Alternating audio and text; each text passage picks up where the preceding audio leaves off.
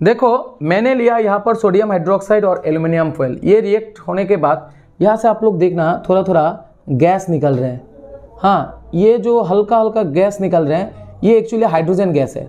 ये आप लोगों को कैसे पता चलेगा ये जो हाइड्रोजन गैस है, ठीक है। तो इसके हाइड्रोजन गैस हम लोग जानते हैं पॉप साउंड के साथ बार्न होते हैं।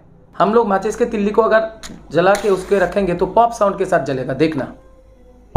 ये देखिए पॉप साउंड।